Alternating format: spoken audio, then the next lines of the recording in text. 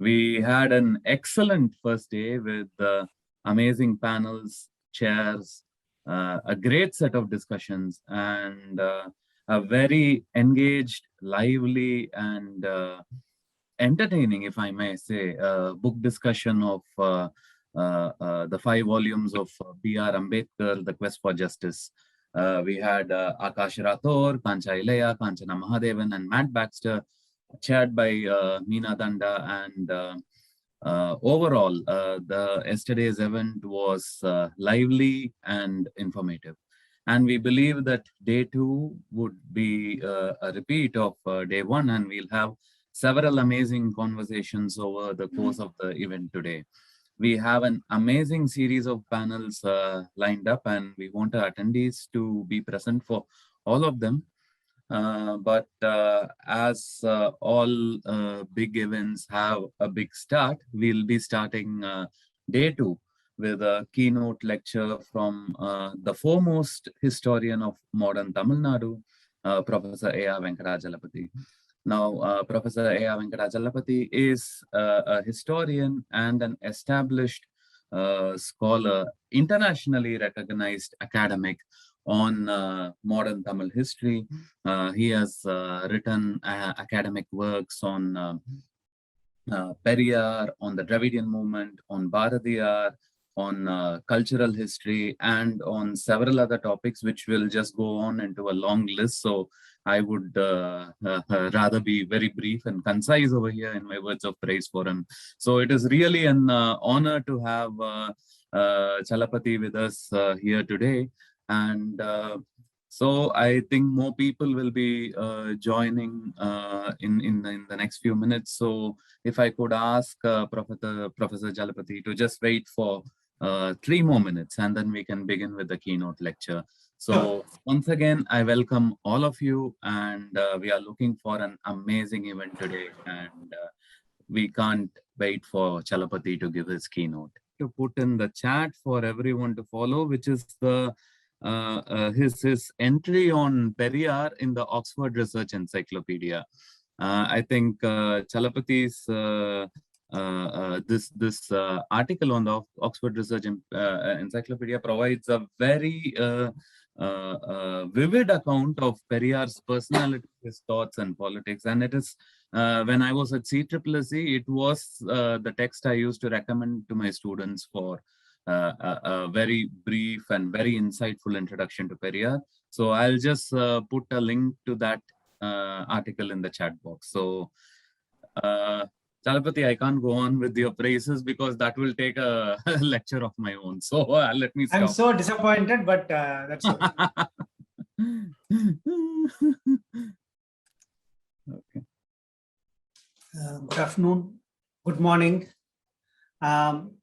It's my real privilege to be here to deliver this keynote address. Before I begin my talk, let me first put on record my deep words of appreciation first to the University of Wolverhampton for putting Periyar on the global map, global academic map. I think this is probably one of the earliest instances where the entire conference is devoted to the thought of Periyar. Yes, there have been many individual papers and panels across the world, but I do think this is a very important moment. So I do really appreciate the University of Wolverhampton for taking the initiative. And of course, what are institutions without individuals? So both Professor Meena Dhanda, a very senior scholar, and one of the rising stars of the Dravidian movement studies, Dr. Manoharan and Karthick, have joined together to put together this two-day conference.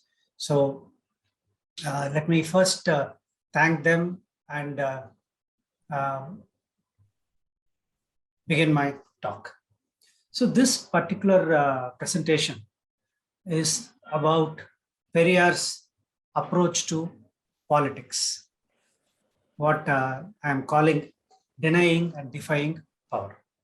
Of course, this audience does not need an introduction to Periyar and his life, but just to put it briefly, Periyar's life straddled 2 centuries.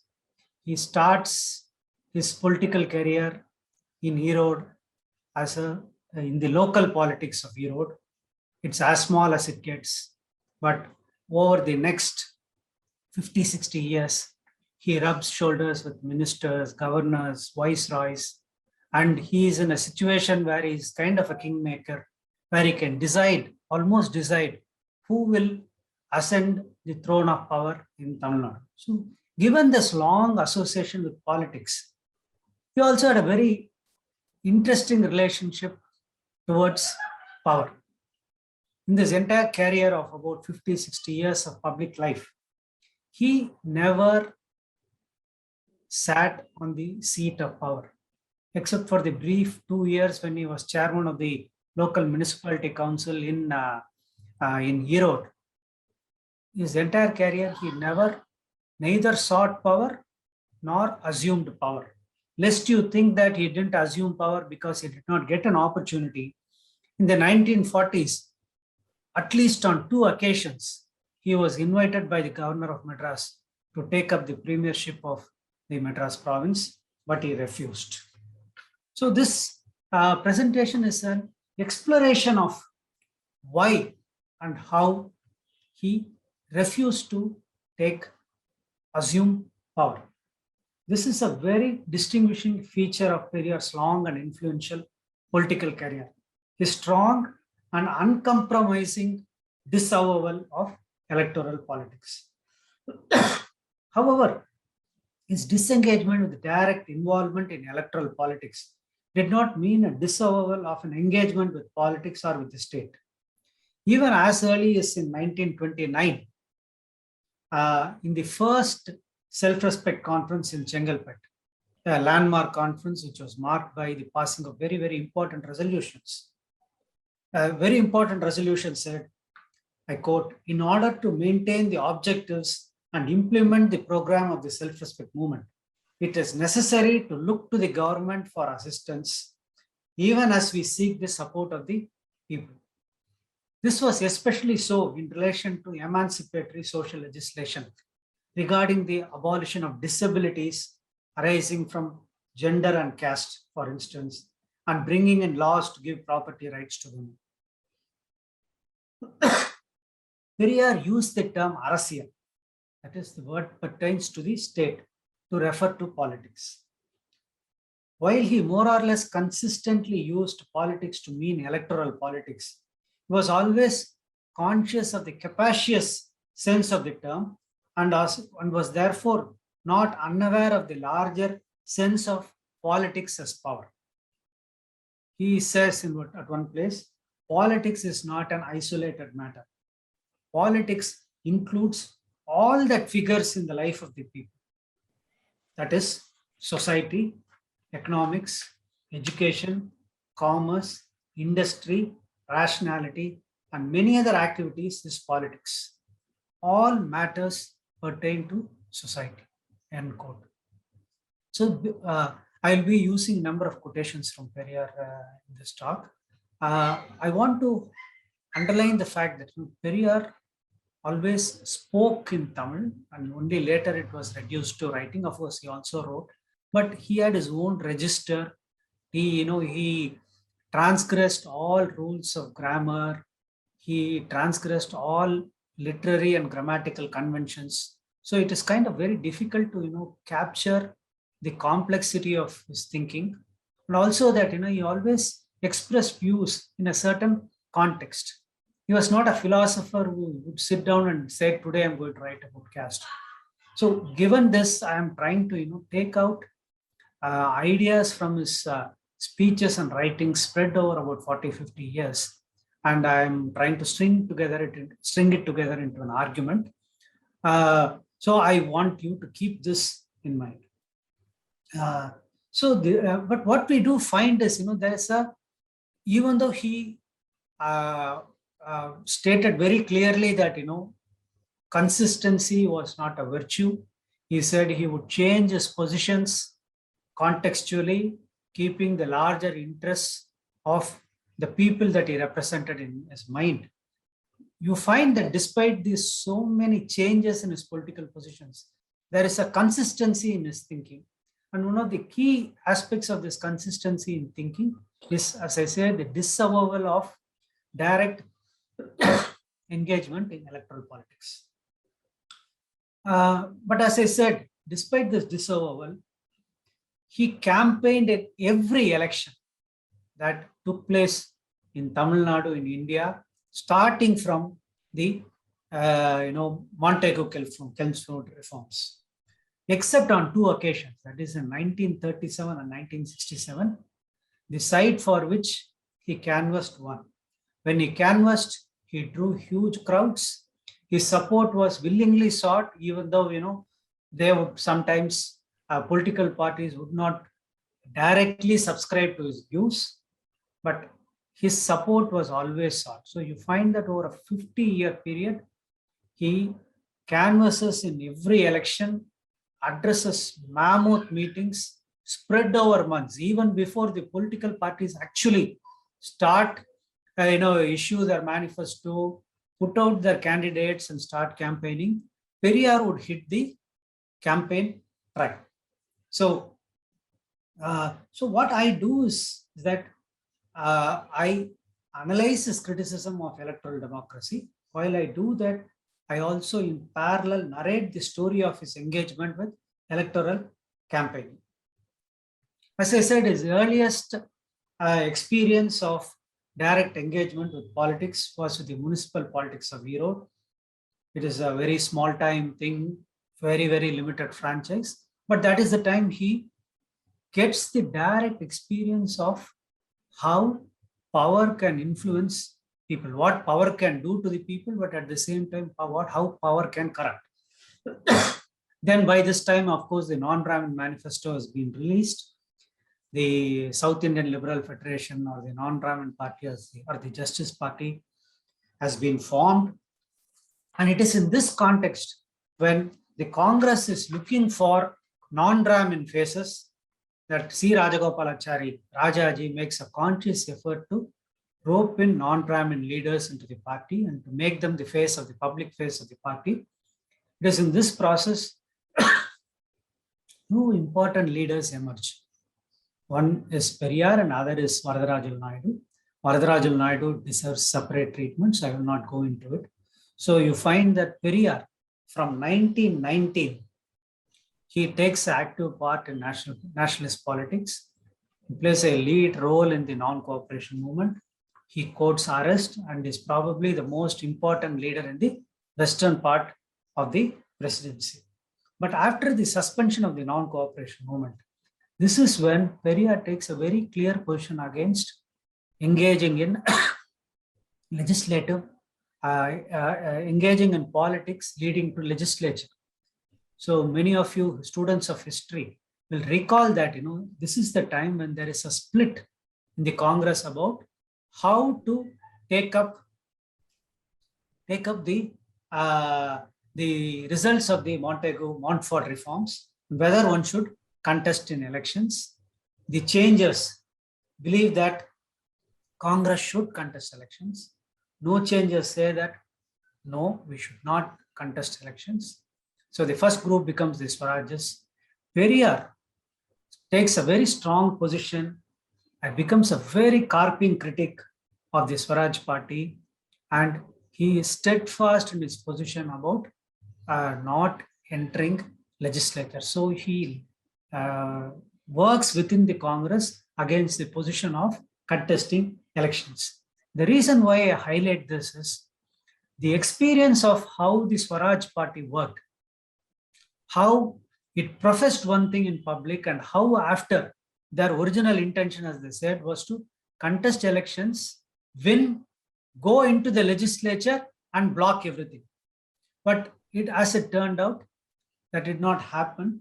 And Periyar's views on electoral politics, I would say, were either colored by it or in fact his ideas get further emphasized.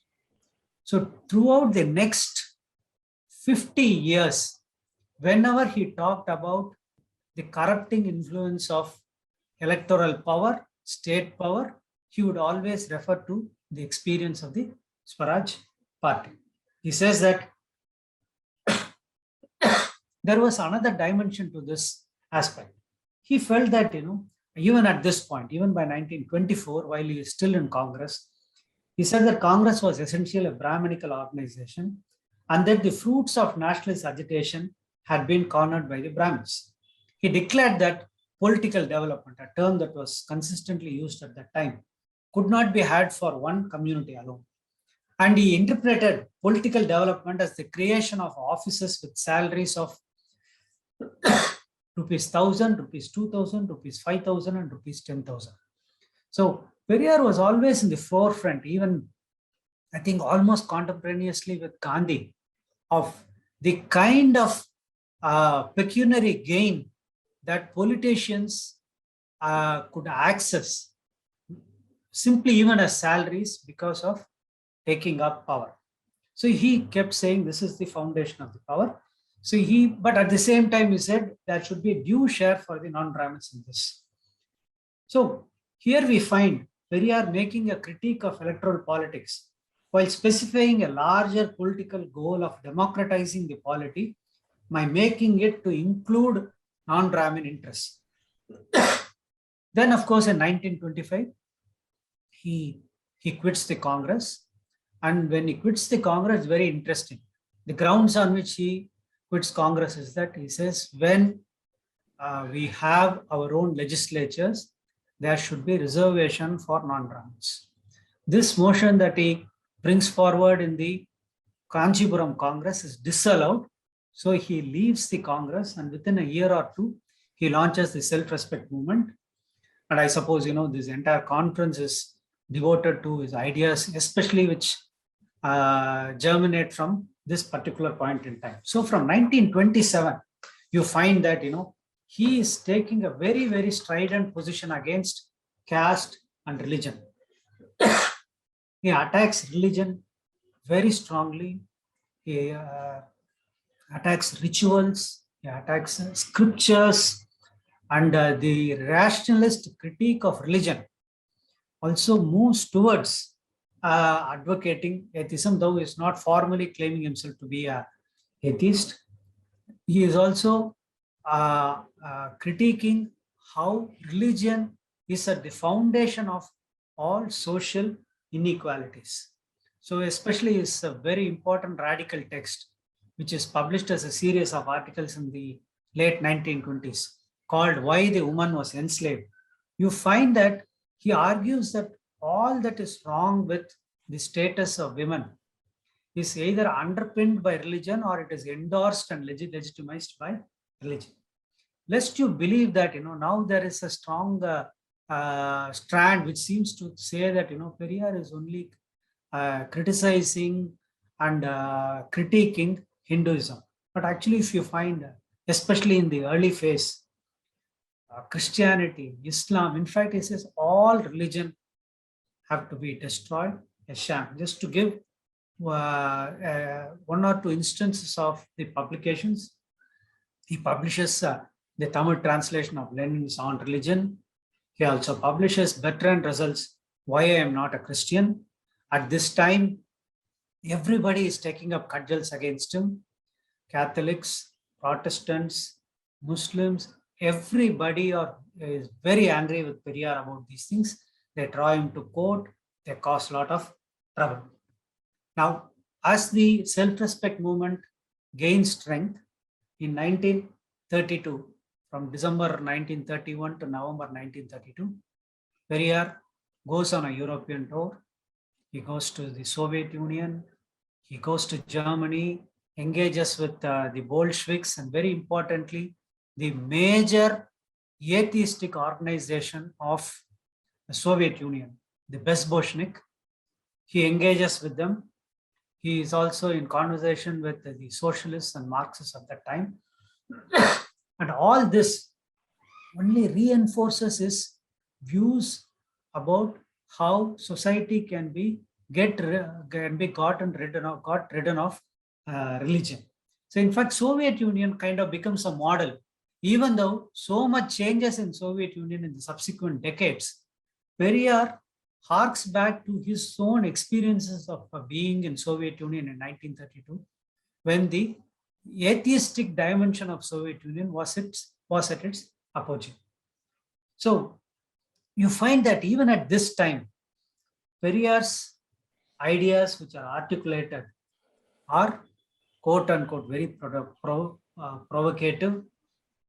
There are many sections of the people who are angry, and you see that he is, while at the same time that he is becoming a very important leader with a big mass organization, it's also clear that his way of articulating ideas is will alienate a very large section of the electorate.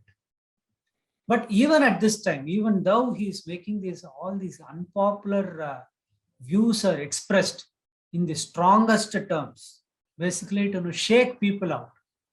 What most of the time we find Periyar doing is not the first instance. In order to convince, first he wants to destabilize the ideas, the hidebound ideas that people might already have. But despite this, he's winning bigger support, he's becoming a leader. And you find that all the major leaders of India, whenever they come down south, they make a beeline to go and see Periyar. So you find Jayaprakash Narayan, M.N. Rai, Vinoba Bhave, even the Hindu Mahasabha leader B.S. Munje, Ram Manohar Lohia, everybody, whoever comes to Tamil Nadu, they make it a point to visit Periyar and talk to him and discuss ideas with him. So we find that at this time, this popularity, the soaring popularity of Periyar is directly grounded in the support that he is winning among the large sections of non-Brahmins who are getting into the political mainstream. But it's very clear, this twin axis of radical critique of orthodoxy and at the same time the championing of non-Brahmin interests. He can see that there is a contradiction between the two. So he is very clear that power cannot be his if he continues in this way. He says, I quote, "If someone like me develops the desire for office, can I speak the kind of issues and language that I now speak and articulate? Can anyone who seeks to capture political power speak in the manner that I am now speaking? For example, I ask questions like, can a stone be God? Can God eat food? Does God need a wife? Why conduct the annual ritual of marriage for gods? Who benefits from all these?" And he says, asking this rhetorical question, he says that, will anyone who asks such questions, will he be able to win votes? But if one does not, then why is he doing this? He says, but if one does not ask questions in this manner, will our foolish people understand a thing? So here is another aspect of Periyar's political mobilization. While the standard conceit that is used by almost all politicians, that is audience flattery, Periyar completely eschewed audience flattery. He always criticized the people who sat before him. He said, don't be foolish, don't be stupid. And of course, at the end, he would always say, please consider all my views carefully and come to a decision. But there was never the question of audience flattery. So how did Periyar come to this conclusion that, by speaking in this manner, excuse me, I have a bad cough. How did he come to this position? What was the experience from which he arrived at this position? See, in the 1937, he was once campaigning for a Justice Party candidate. So when he was campaigning for the Justice Party candidate, he was talking about the question of divorce and remarriage for men and women. He said that if people say that scriptures do not permit this, And he says, who said scriptures do not permit this? He goes into the various old texts, Puranas, and talks about the various kinds of non-monogamous relationships and marriage institutions that existed earlier. And then said, so he gives quotations from these Puranic stories. And then he says, what calamity will befall if a woman on the death of her husband marries another man? So when he's making the strong critique, the chairman of that meeting gently tells Periyar that, sir, please don't speak on these lines. If you speak like this, we'll lose votes.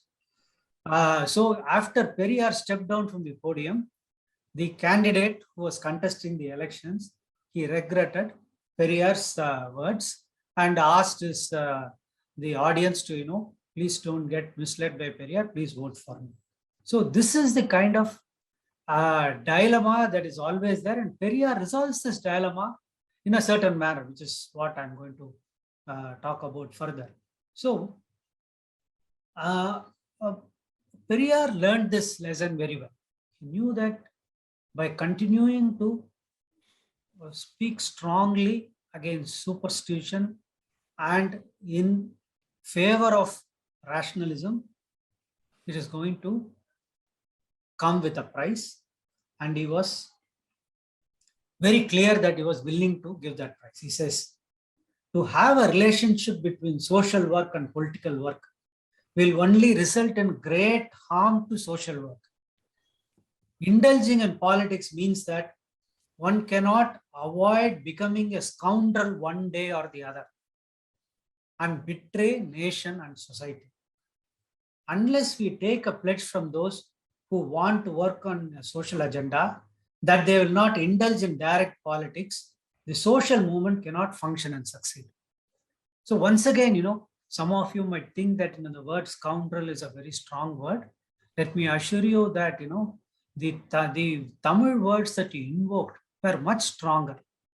Now, Periyar reserved the strongest words of criticism and abuse for people for politicians who let down the people, who were an impediment in the path of social progress. So he would be very, very strong in the use of language, and the language would be particularly strong if the persons that he was attacking were sharing the podium with him.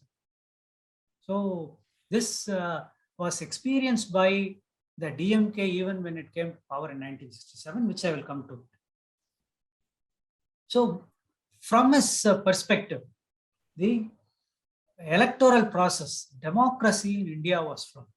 He saw the flawed and skewed process of democracy in India as a continuum. He did not see that as a rupture that takes place in 1947. He only sees it as a continuum which starts from the 1920s and goes on till the 1970s. First, when it came to the Constituent Assembly, of course, first I said 1937 election is conducted on a very limited property franchise, 10%. The same kind of situation obtains when the Constituent Assembly is elected. So in that election of the Constituent Assembly also, the Justice Party does not participate in it. So he argued that, the way the Constituent Assembly was conducted was that it basically took care of Brahmin interests, and the way various resolutions were passed, he said, was this, the various members raised their hands when the chair winked, I quote. So this is how he felt that, the Congress, the dominant party, the Congress worked. And one very important failing of the Constituent Assembly that he pointed out was that he said in 1937 election, Congress contested on a plank of state autonomy and linguistic states. But by the time of the Constitution, they have completely given up that idea. And he said this, in a sense, was nothing but a new Manudharma.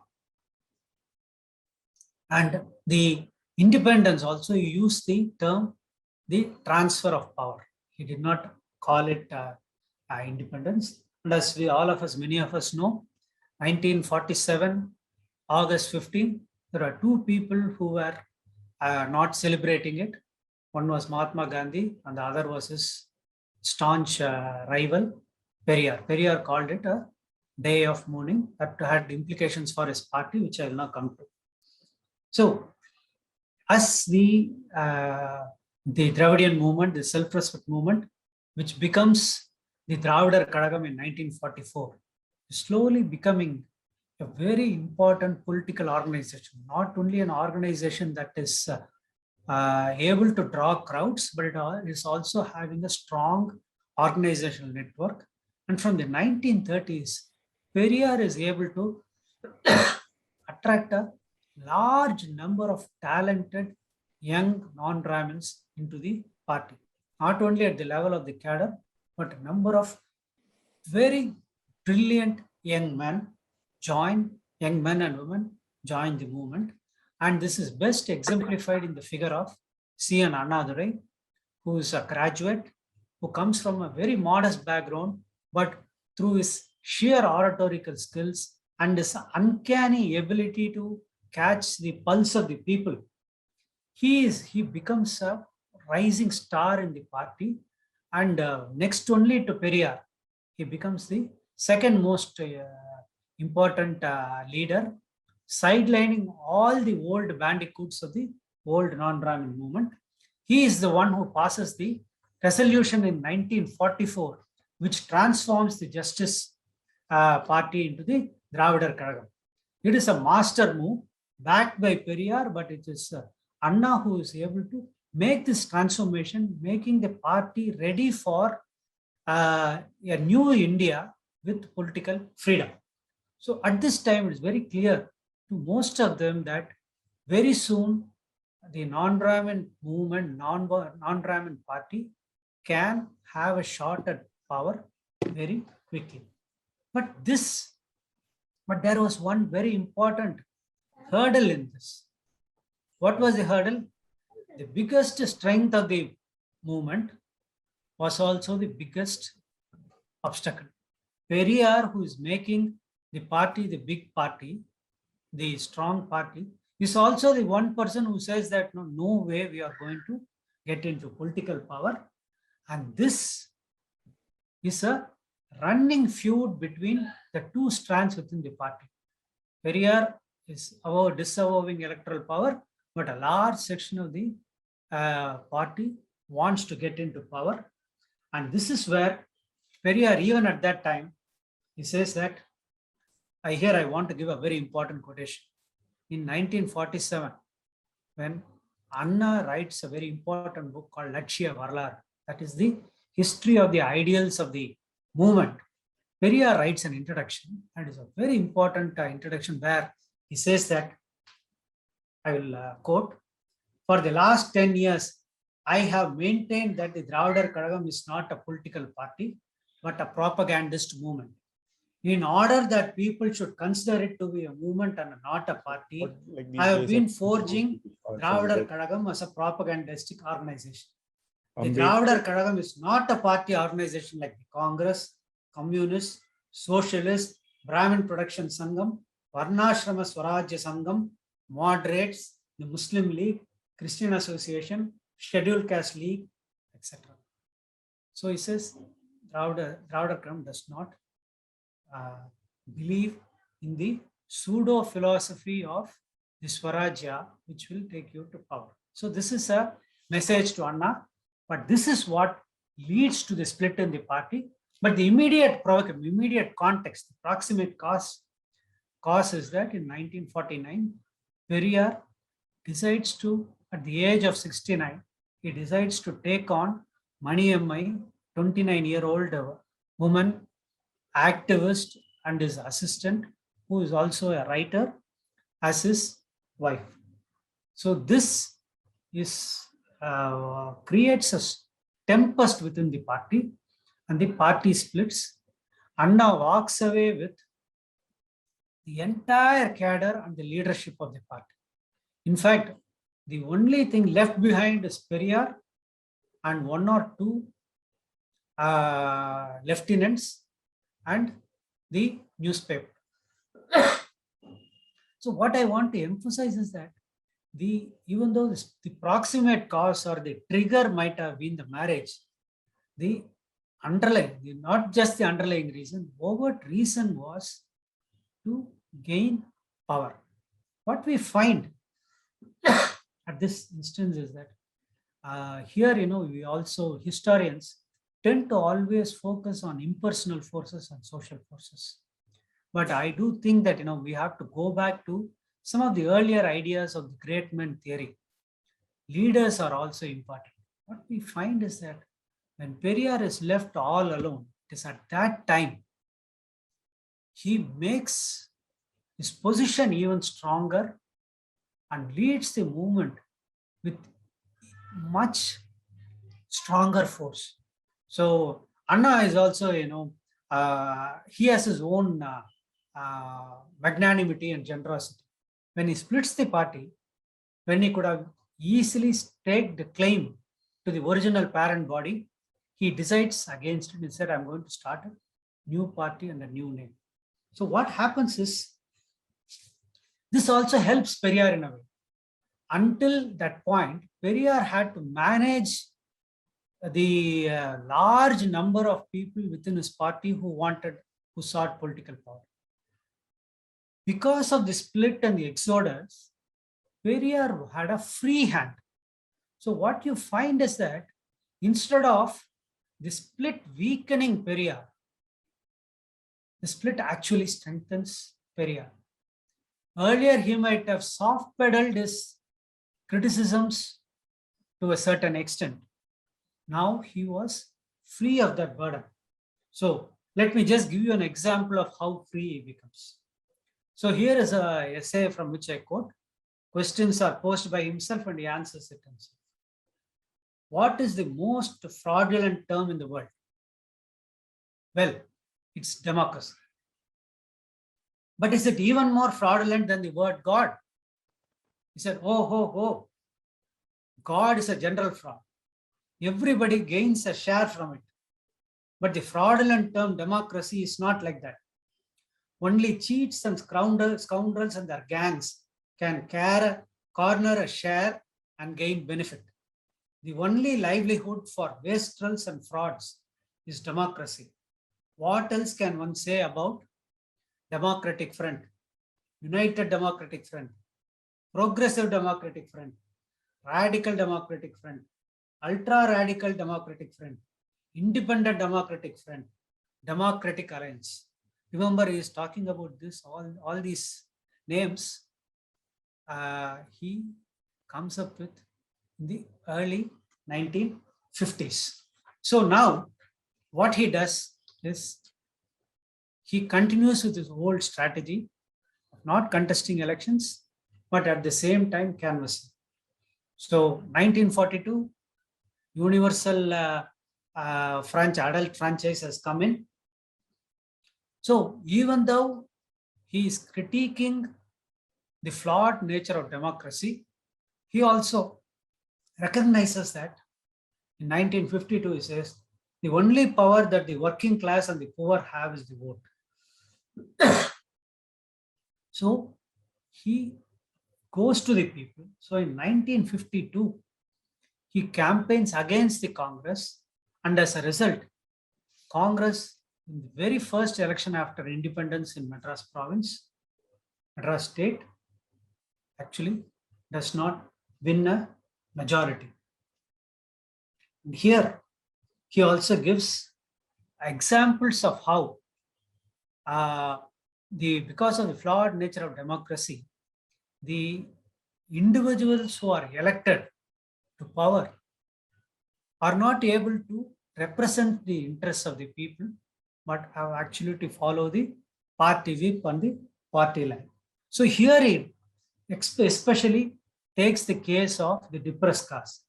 He says that the Madras legislature, representatives and one minister, but they are not able to do anything. But he also said, it also cuts both ways. He said, how did this representation come? How did they get these political privileges? Did they do it by capturing political power?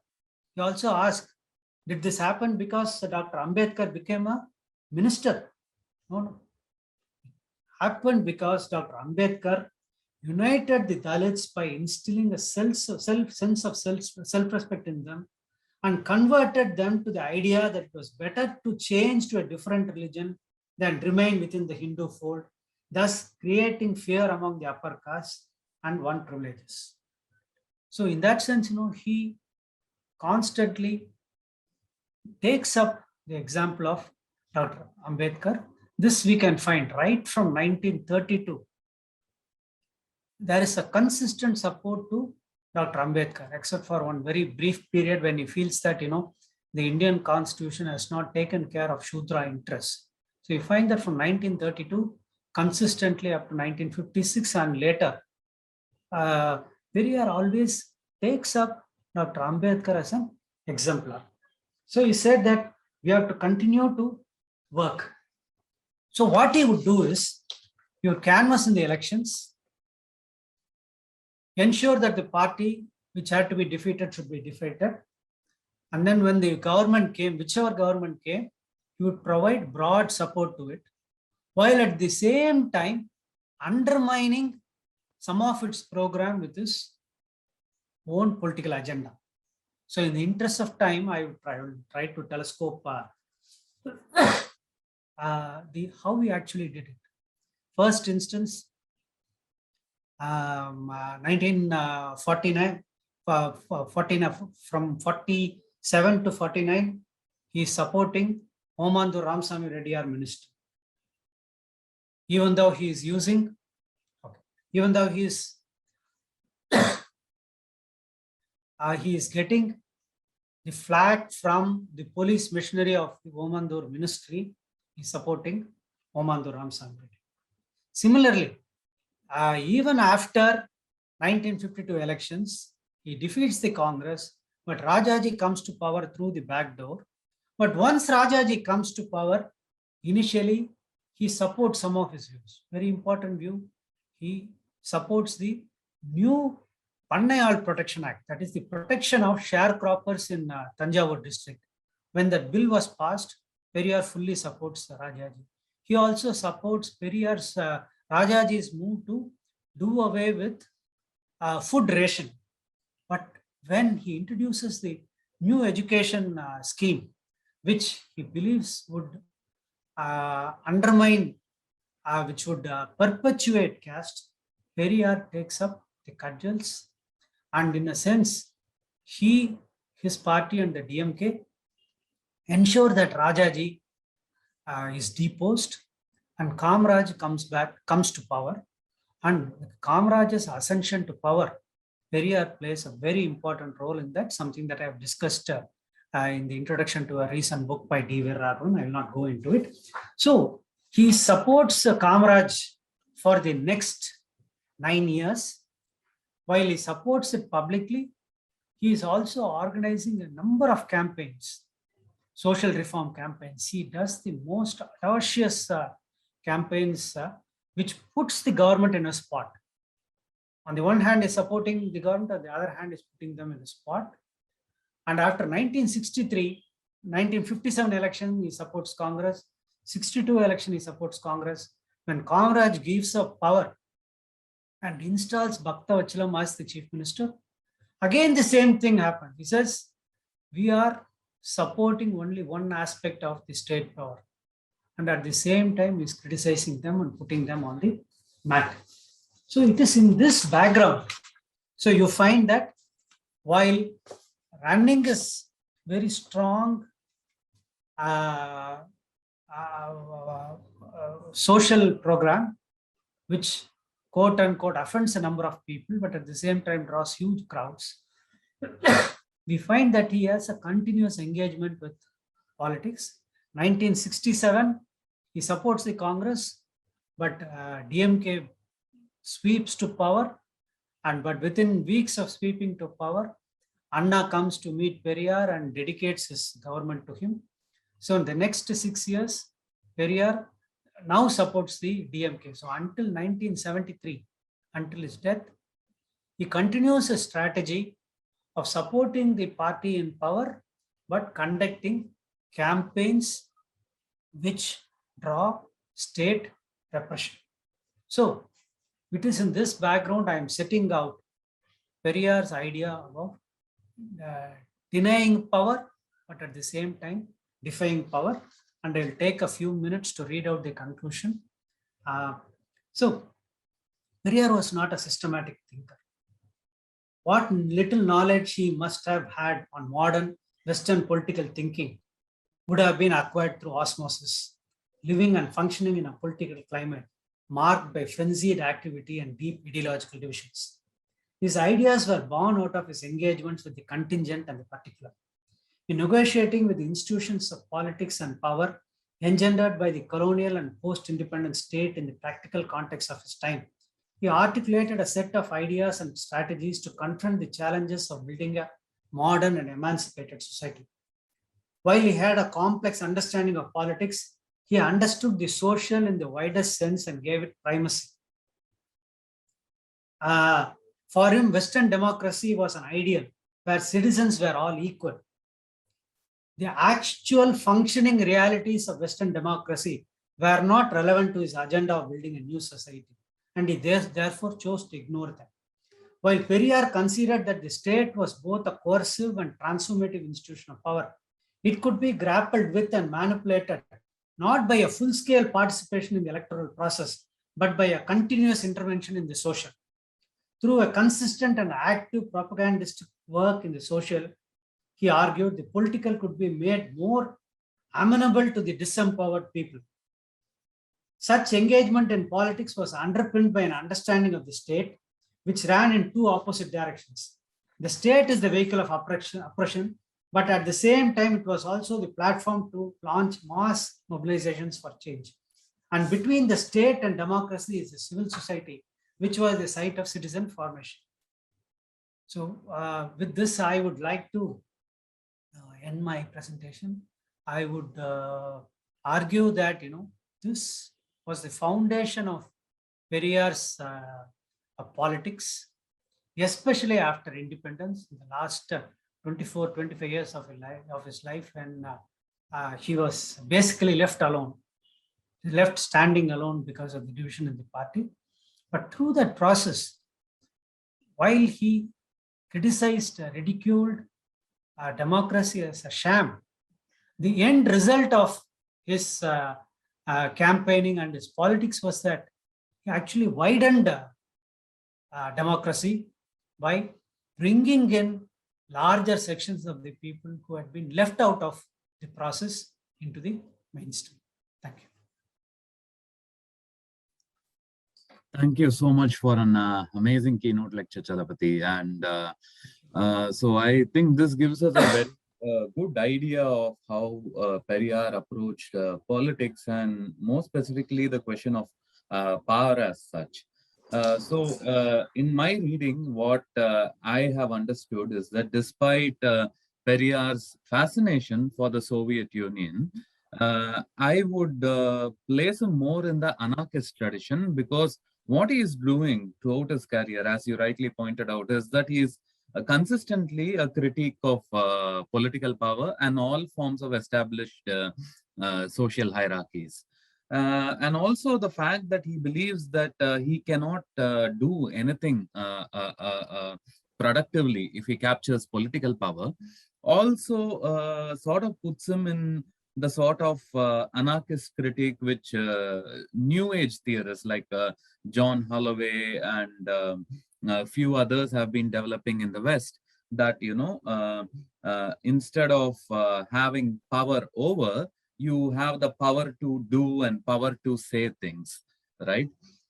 So I was just from a angle of comparative political theory, I thought that it would be very useful to read Periyar in this sort of a trajectory. And I mean, some of my work is also geared towards reading Periyar in that way. But what I actually find interesting about Periyar and his trajectory of politics is his sort of shifting and constantly revolving relationship with two particular parties in concern. One is the Congress and the other is the DMK, right? But at the end of the day, it does appear that neither are sort of ideal vehicles of securing complete social justice, at least in Periyar's perspective. You know, for instance, even while he supports Kamarajar when he comes to power, even while he supports Annadurai or Karunanidhi while they come to power, he is always questioning the limitations of what these people can do, despite hailing from subaltern backgrounds and despite, you know, instituting measures for the welfares of the people. He always seems to have concerns that the state as a mechanism will always restrict social justice. So this is a question which I have for you. And there are two other questions. I'll just put them out right away so that you can answer. Okay. We have less time left. So let me quickly Yeah. respond to you, Karthik. So really, really thank you for raising the question of anarchy. I think I'm really sorry that that term does not occur in my presentation at all. But I do think it's a very important idea because see, throughout his writings, his articulation, he sounds like an anarchist, classic anarchist. I don't believe in anything. I will do anything. He threatens the state. He dismisses the state as a sham and everything. But when it actually comes to practice, he would challenge the state. He would mobilize people and would give both open and veiled threats to the state. But at the same time, he would respect the state.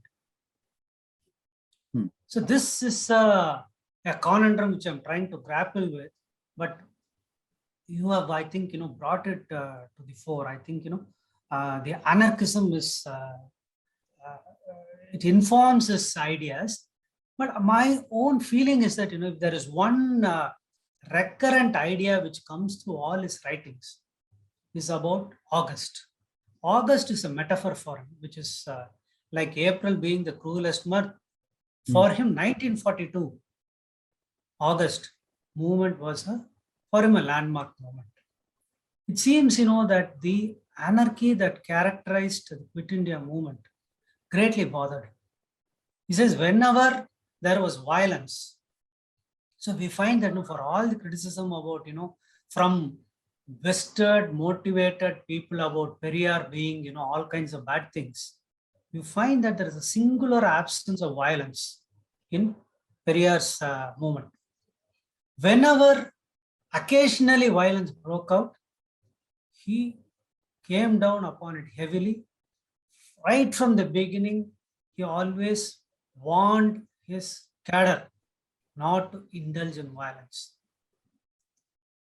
So we find this, of course, this charm of anarchism, and at the same time, the reality of what anarchism could do at the ground level. And my own reading is that, of course, I have to flesh it out, that he strongly feels that anarchism, the breakdown of state and law and order, would take away the earlier existing gains of the movement. This is my own sense, but I will need to look at it more carefully. So here's one question for you. If there was one criticism you had to make of Periyar, what would it be? As what? As a citizen, as a historian, as a scholar of Periyar? As a scholar, perhaps. Oh, okay. So Periyar, once, as I said, is a very complex figure. Very importantly, half the time you don't agree with him. And the more you disagree with him, that's when you find that he becomes important. So I do sense, from the tone of your question, I do sense that, it is pitched at a more at a personal level. So I would say this, since, we discussed so much about Anna in this paper. I would say, one of the primary criticisms I would make about Periyar is that while he was a very magnanimous man on many occasions, he could also be very churlish, very uncharitable to his former lieutenants and colleagues. I think the classic case is Anna himself. During the entire period of the split, Periyar was very harsh. In fact, uncharitably harsh towards Anna and others, especially Anna.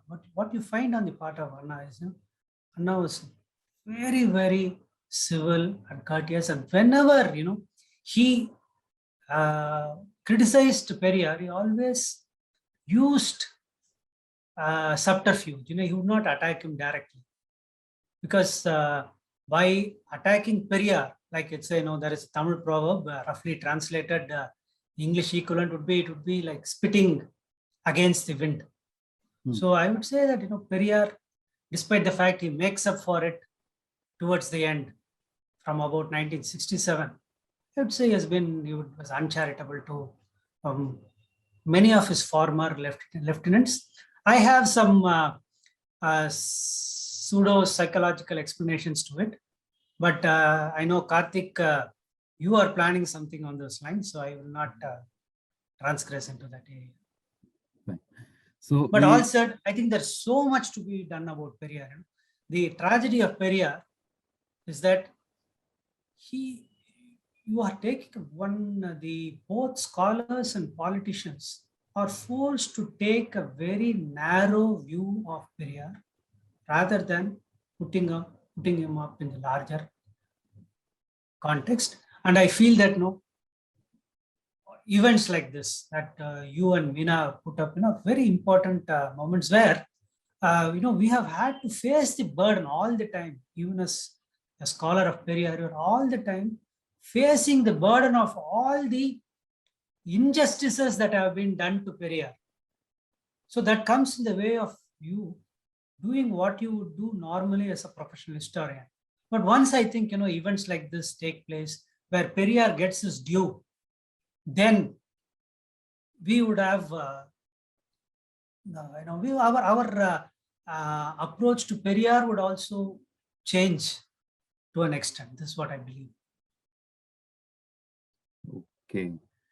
Thank you. So we have finished right on time. So there are a few other sort of very general questions, but perhaps we can discuss them over at some other occasion.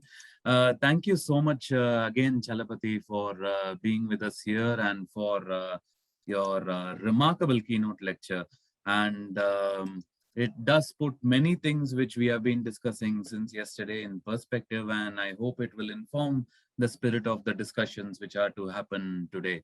I hope you can join us for the panels which are to follow, and I again welcome all the attendees, all the chairs, all the panelists, and we look forward to a great second day. Thank you all. Thank you, Chalapathy. Thanks, everyone. Thank you. Thank you very much. My thanks to the University of Wolverhampton, Professor Meena, Dhanda, and Dr.